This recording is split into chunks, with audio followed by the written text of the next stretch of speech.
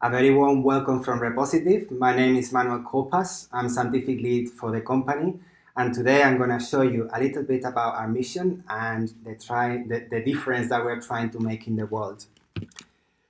Before that, I wish if you could put yourself into this personal scenario. So if you could imagine that you had a child, and this child was born with a rare genetic disease.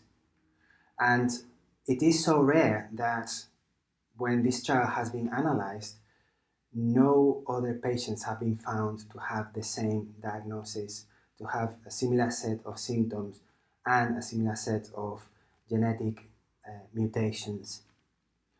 This family would be tremendously grieved because by not having a diagnosis, it means that they are unable to actually have any kind of treatment, even if they cannot cure the child, at least any kind of treatment that could ameliorate the symptoms that this child is having. So his name is John, and he was born with severe mental retardation and a set of symptoms that you can see in there. And actually, John was sequenced, and they found a particular mutation in chromosome 9, as you can see in there. You probably have an idea that the information that the human genome has is massive. So we actually had a very little change from the whole of the human genome that could potentially explain the symptoms that John was having, so that then they could have a diagnosis for him. But the problem was that the clinician that was seeing John had only seen this kind of symptoms once in her life, in her career. So there was no chance that he could receive any type of treatment because the clinician wasn't sure if that was the cause. But she was lucky that through genetic collaboration with researchers, she was able to find another patient that had a very similar mutation in chromosome 9, as well as a very similar set of symptoms, as you can see from the pictures. And so that meant that because the chances for this kind of very infrequent events to occur only by chance is extremely low, then we had a clear confidence that this would probably be the cause of John's disease, which meant that suddenly John would be able to get the services that he needed from the NHS and from the health service so that he could benefit from those. So diagnostics requires huge amounts of data, and it requires a huge amount of data because the need for having these rare occurrences is obviously very important, and because these mutations that are very infrequent obviously occur very infrequently, that means that we need to have a huge cohort of patients from which we can compare. And the other important thing to say about human genomics is that it is absolutely essential to compare the variations between different people. And in fact, one whole genome doesn't really tell you anything. When you really can make any inferences on the meaning of the human genome is when you actually look at the differences between different individuals. So there are lots of data, and genomics researchers require huge amounts of data. But the problem is that even though this data production has been increasing exponentially, in fact, as of 2015, we calculate that about 80 petabytes of data had been probably generated, or at least we calculated it to be our sequencing capacity from the whole world. Only a very little percentage was actually available and findable, so that most of the genomic data produced actually was unusable.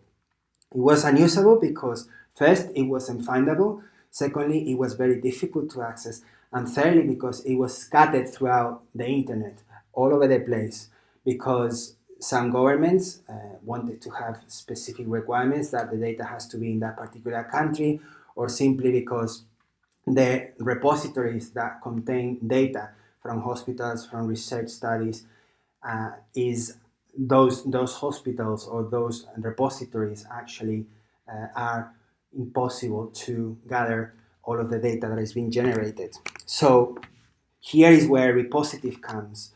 Repositive is there to help scientists find the data that they need, find, share, and access the data that they need. In the same way that when you go to Amazon, there is one single interface where you can find all of the different products. In the same way than when you go to hotels.com and you are trying to go to Paris and book your romantic weekends, you want to have the best possible bedroom for a particular geographical location, so you input all of those data, and hotels.com looks at all of the hotels' websites that have or that match that criteria, so that you don't actually have to go to every single hotel website in Paris in order to do that. So it really speeds the efficient finding and sharing of this particular type of information. And so this kind of vision is what we are working at Repositive, where Repositive becomes the data broker and like the marketplace. And by marketplace, I don't necessarily mean buying and selling. I mean being able to meet the offer of repositories that have data that they want people to find and share, and the data consumers. So in other words, we are connecting data providers with data consumers. And we do that in a transparent as well as efficient manner, so that data providers who want visibility can have return in their investment, and so that data consumers can actually find the data that they need to perform their research hypothesis. So Repositive really is helping scientists to discover new data, to find new data insights, because obviously they have a greater amount of data from which to draw knowledge. It's helping organizing their research, because in one single place now they can find all of the data related to a particular condition that they might be interested in, as well as it helps them stay informed and collaborate with other scientists from around the world that have the same kind of interests, so that then they can have access to data, and the facilitation of this data access is improved. So in a number of, well, we've been for 3 years now in existence, and we've had a number of tremendous successes. For a start, we've raised £3.3 million so far.